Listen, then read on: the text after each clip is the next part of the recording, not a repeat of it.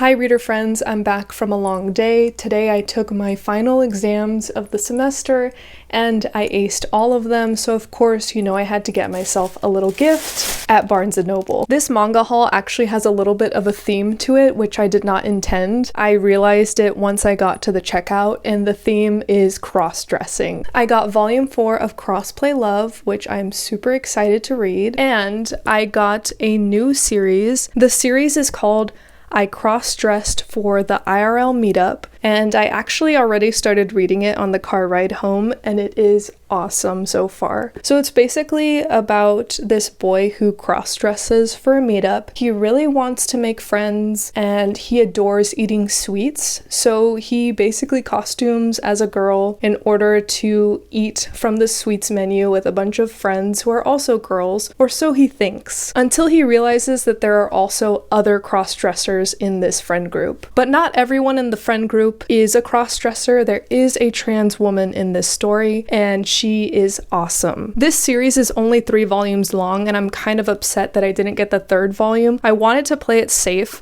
so I only got volumes 1 and 2, but after reading it, I'm like, I know that I'm gonna love the entirety of this series because it's so good. Like, I didn't even read the blurb on the back, but it has one of the best blurbs I've ever read. It says, "A lighthearted comedy about love, friendship, gender nonconformity, and what it means to be your true self." I'm super happy with my little gender nonconforming mini manga haul. It is bringing me so much joy, and it feels like a proper little gift to myself for ending the semester very strong. I'm gonna go ahead and enjoy the rest of my evening, and I'll see you guys tomorrow.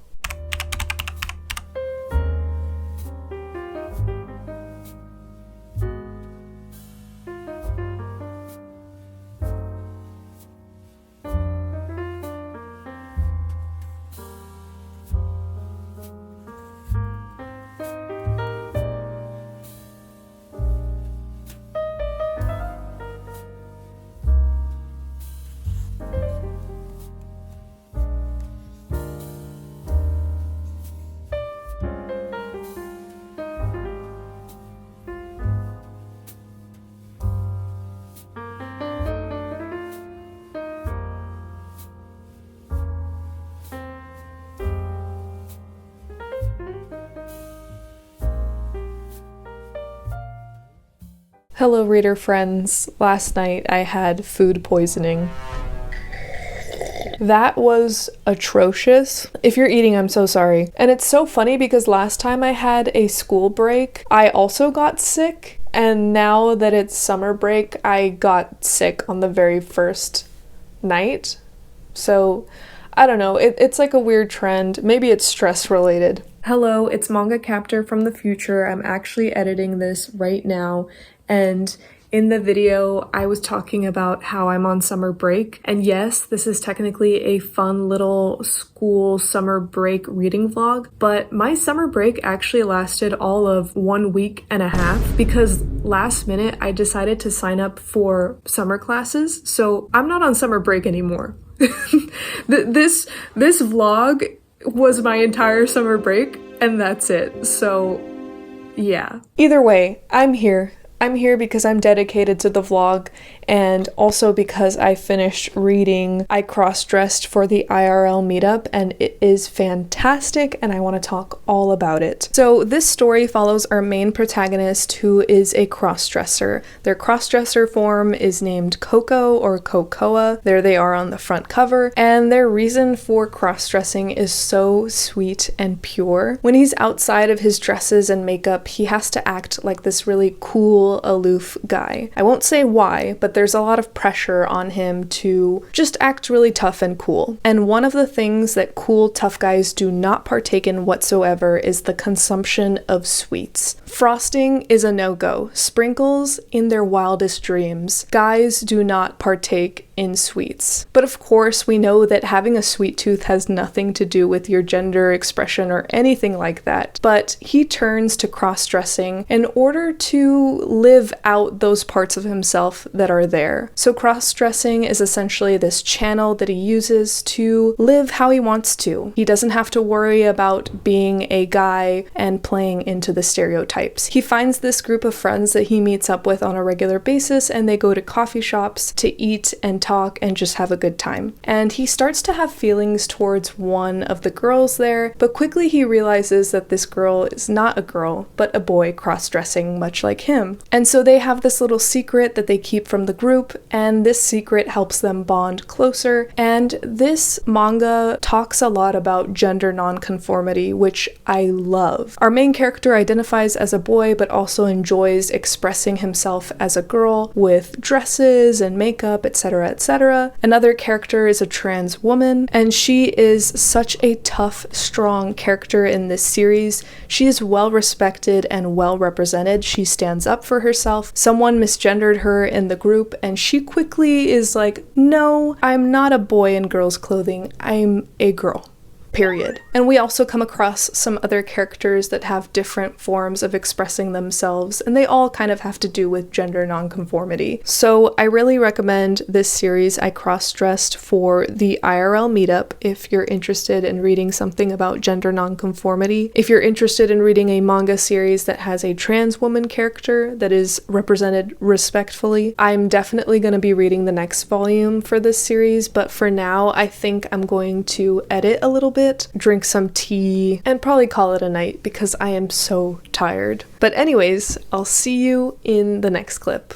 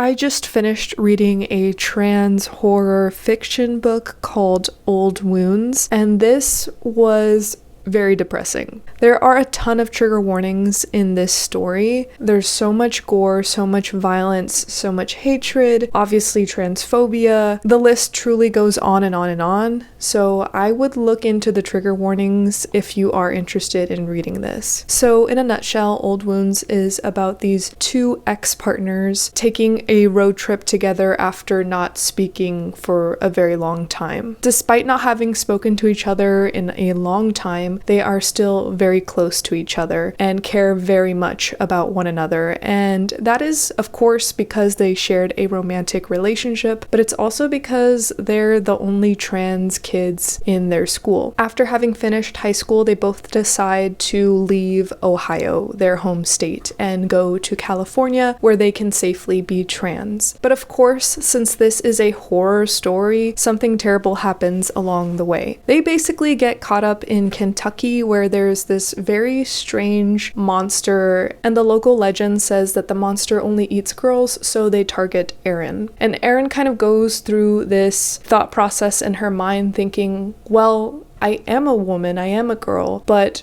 do they think I'm a girl? Does the monster care about me being a cis woman or a trans woman? This book opens up some interesting conversations around sex and gender, which I really enjoyed, but so much of this book was difficult to read because it is just so violent and it's so sad seeing these trans characters get attacked over and over and over and over. Page after page after page is just violence, and I understand why it's there because this is a horror story, but it gets to the point where I just feel like I can't stomach this for that much longer. Despite how difficult the book was to read, there were some really insightful moments. There were some moments where Max, our trans man character, has these insights and thoughts that I've had as a non-binary person, and it really hit me like a brick. So as Max realizes that he might die in the hands of these incredibly horrible people, he has a thought about how death might detransition him. And the direct quote is, "Max refused to be detransitioned by death. No matter what it took, even if it meant dying, he was going to do it as Max." And I feel like that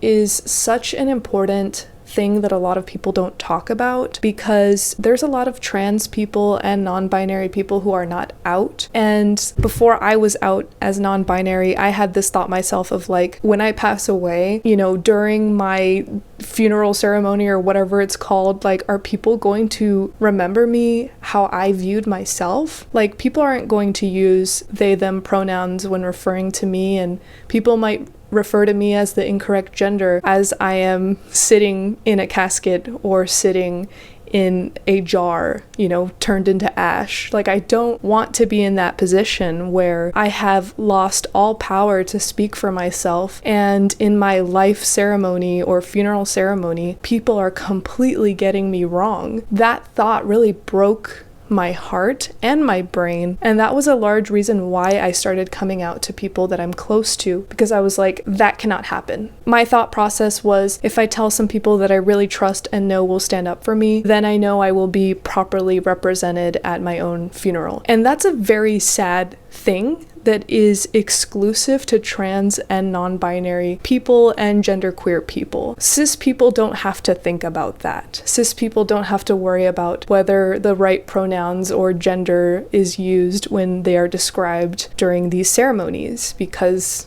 they're cis. It's just not something they have to worry about. So I feel like this book really hit some problems that are exclusive to trans, non-binary, and genderqueer people. So I believe it's valuable for that reason. I also like that this book touches on the importance of clothing and how it can really help with gender expression, but also about how it's not the end-all be-all, because we learn a little bit about Max's life before he socially transitioned, the time in which he was wearing dresses and makeup to kind of perform as a girl, but that's not who he was on the inside or is. And there's this moment in the book where his ex, Erin, remembers seeing him at a store wearing a dress and feeling very taken aback. And I feel like her reflection on this moment is so beautiful. Like, it really points to how gender is something within. It's not really something that you can see on the outside all the time. So the quote is, "He wasn't dressed like a girl," because that insinuated a whole lot about the gendering of clothes and gendered presentation that Erin empathetically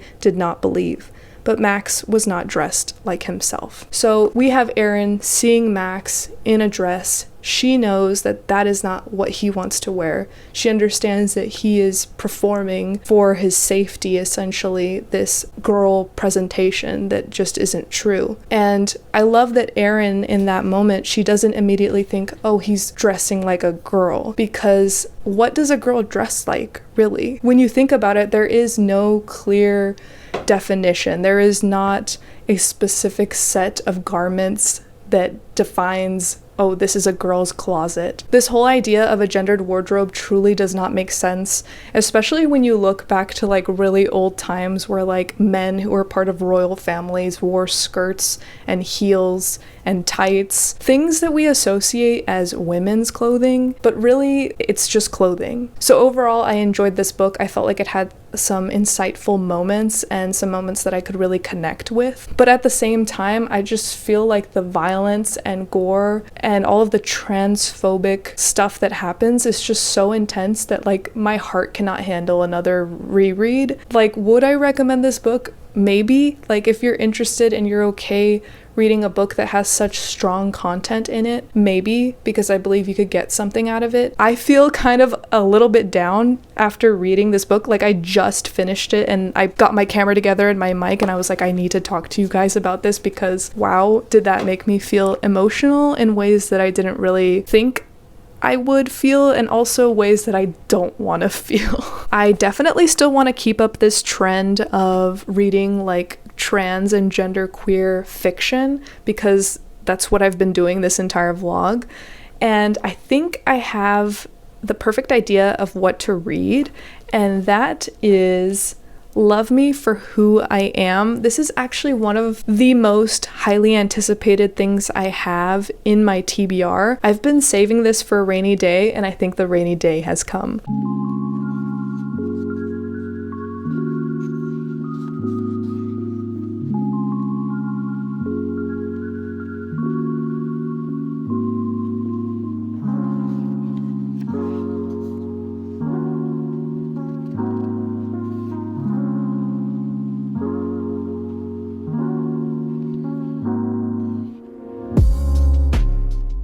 Okay, yes, multi-purpose restroom. We love to see it. We love to see the multi-purpose restroom, the unisex restroom, the all-gender restroom.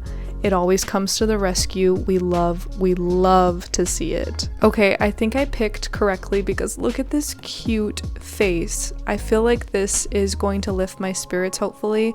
And my cats are nearby, just chilling. So yes, I feel like the healing is beginning.